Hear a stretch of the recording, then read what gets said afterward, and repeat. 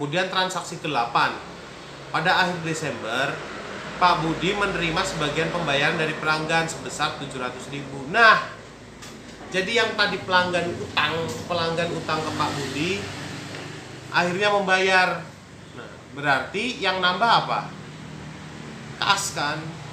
Mereka menerima pembayaran secara kas. Nah, berarti yang kas bertambah sebesar 700.000. Kemudian piutang usaha, karena tadi namanya piutang ya, saya tekankan lagi, piutang sebesar 1.500.000. Karena dibayar 700.000, piutang pun berkurang sebesar 800. Bertambah ke kas sebesar 700.000. Jumlah kas Pak Budi jadi 7.950.000. Untuk piutang yang berkurang menjadi 8.000. Perlengkapan dan peralatan tetap sama dan tidak mengubah pada kolom kewajiban dan modal, karena ini hanya pembayaran hutang atas jasa yang sudah dikasih oleh Pak. Ini neracanya tetap, yang berubah hanya jumlah kas bertambah 700 dan piutang usaha berkurang sebesar 700. Untuk semua jumlah aset tetap 22.750.000. Jumlah kewajiban dan modal pun tetap sama 22.750.000. Oke, transaksi ke-8. Pada akhir Desember, Pak Budi kembali memberikan kelonggaran bagi pelanggan sebesar 3.800.000. Ini sama kayak transaksi yang sebelumnya. Yang 1.500.000 itu sama transaksinya persis. Jadi yang bertambah adalah piutang, ditambahkan, dan yang bertambah sebelah kiri adalah piutang. Sedangkan yang sebelah kanan yang bertambah adalah modal. Sehingga pada neraca dapat dilihat seperti ini.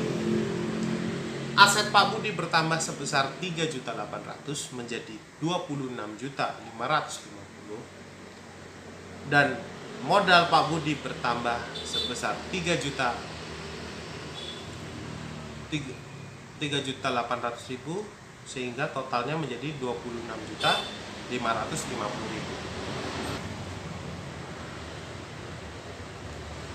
Kemudian yang selanjutnya transaksi ke-10.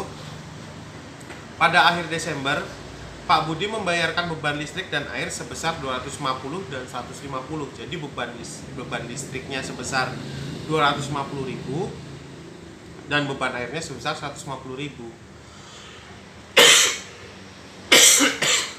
Namun daripada terlalu banyak pencatatan, lebih baik kita gabungkan saja beban listrik dan air sebesar 450.000. Ingat, ini sama seperti saat Pak Budi membayar sewa dan juga membayar karyawan.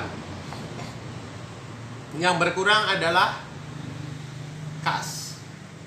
Otomatis sebelah kanan yang berkurang adalah modal Pak Budi, karena Pak Budi harus mengeluarkan uang untuk membayar jasa yang telah diterima, jasa listrik dan juga air.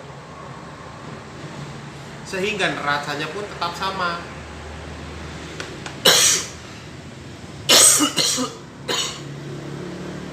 Pada bagian aset,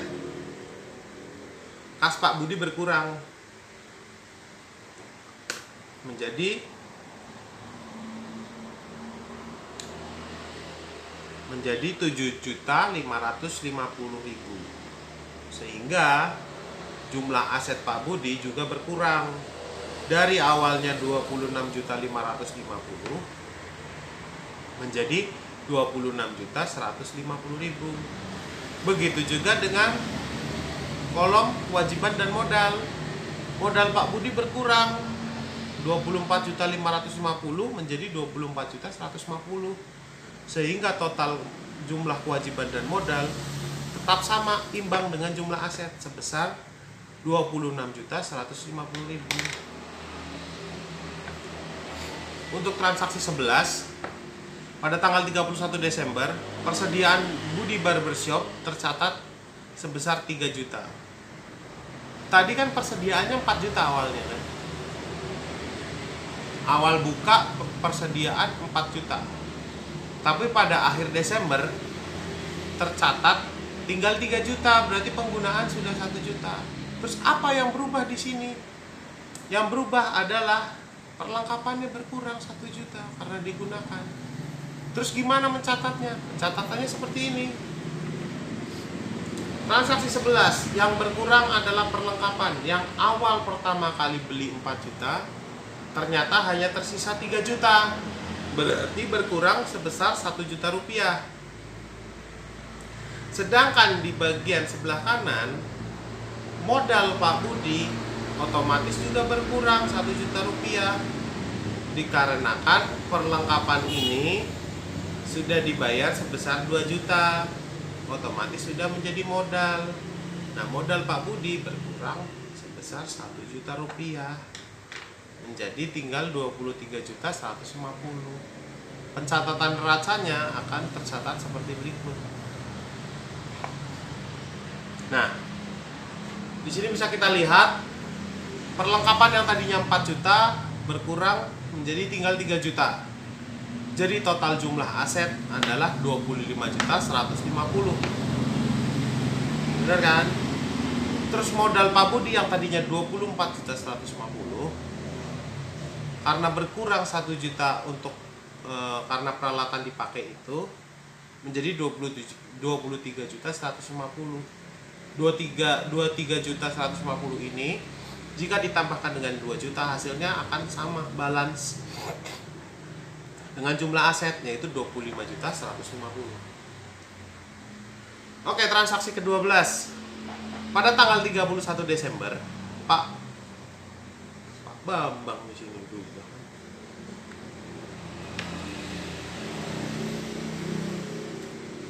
Pada tanggal 31 Desember, Pak Budi mengambil prive sebesar 600.000. Prive itu apa sih? Prive itu adalah keadaan di mana saat pemilik usaha mengambil uang milik perusahaan untuk digunakan sebagai untuk memenuhi kebutuhan pribadi. Itu namanya prive. Privat lah gampangnya, kebutuhan pribadi. Jadi pada tanggal 31 Desember Pak Budi mengambil prive sebesar 600.000. Transaksi ini dapat dicatat sebagai berikut. Yang berkurang apa? Cash kan, mengambilnya cash kan 600.000. Jadi yang dapat dicatat adalah kas Pak Budi berkurang 600.000, piutang Pak Budi tetap 4.600.000, perlengkapan juga tetap 3 juta, peralatan juga tetap 10 juta. Nah, untuk menyeimbangkan di bagian kolom kewajiban dan modal, yang berkurang adalah modal.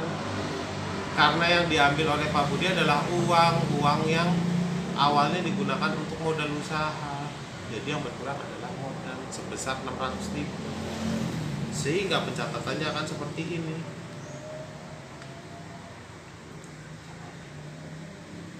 Kolom aset, bagian kas berkurang sebesar 600.000. Sehingga hanya tinggal 6.950.000. Kemudian di bagian neraca, modal Pak Budi juga berkurang, tinggal 22.550.000. Sehingga saat dijumlah akan tetap jumlah aset berjumlah 24.550.000. Kemudian jumlah modal adalah 24.550.000. Oke, jadi dari transaksi di atas jika diringkas akan menjadi seperti ini. Diperhatikan aja, pada tanggal 1 modal 20 juta, terus tanggal 2 membeli peralatan secara cash 10 juta, modalnya berkurang, kasnya berkurang 10 juta, kemudian peralatan bertambah 10 juta. Terus tanggal 3 transaksi nomor 3 Pak Budi memberi perlengkapan, sabun dan lain sebagainya, tapi hutang, sehingga yang bertambah hutang usaha. Kemudian pada tanggal 4 Pak Budi memberikan piutang kepada konsumen, sehingga yang bertambah adalah piutang dan juga modal Pak Budi. Untuk yang selanjutnya, yang kelima, Pak Budi membayarkan hutang pembayaran perlengkapan sebesar 2 juta rupiah. Jadi kas Pak Budi berkurang 2 juta rupiah. Namun hutang Pak Budi juga berkurang karena sudah dibayar setengah atau sebesar 2 juta rupiah. Nah, kemudian selanjutnya tanggal 6 Pak Budi membayarkan sewa gedung. Sewa gedung yang berkurang berarti kas. Kasnya yang berkurang, terus untuk yang sebelah sana apa? Kewajiban nggak mungkin. Ya berarti sudah jelas modal yang berkurang 300.000. Kemudian untuk nomor 7, biaya listrik dan air sama seperti yang nomor 6, transaksi nomor 6. Kemudian nomor 8, Pak Budi menerima piutang. Pembayaran piutang. Otomatis kasnya bertambah, piutangnya pun berkurang. Untuk transaksi nomor 9, Pak Budi memberikan piutang lagi sebesar 3.800.000. Yang di sini berarti piutang Pak Budi bertambah 3.800.000. Kemudian modal Pak Budi juga bertambah sebesar 3.800.000. Untuk transaksi ke-10, Pak Budi membayarkan apa nih tadi? Transaksi ke-10 apa?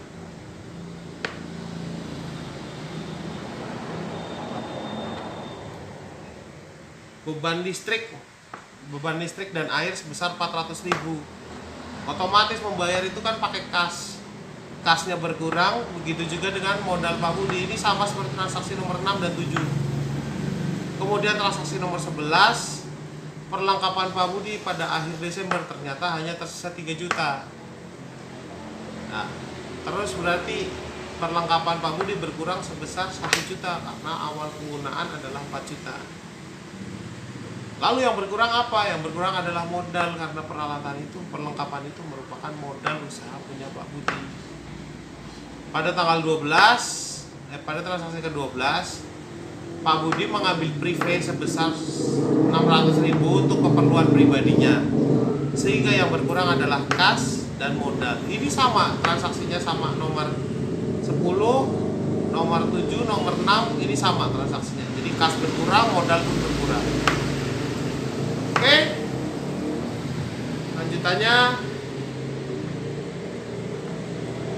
ini ada laporan laba rugi. Laporan laba rugi itu sebenarnya mudah sih.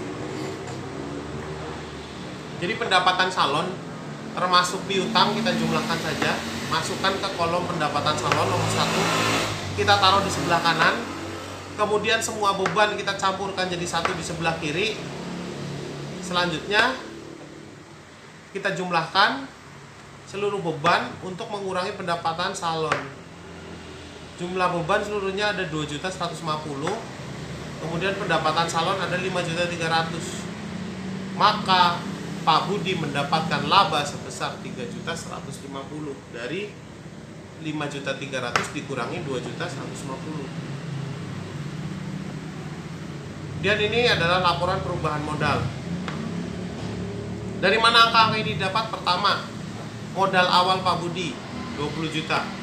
Kemudian laba bersih bulan Desember, yaitu dari laba yang kita hitung pada laporan yang sebelumnya.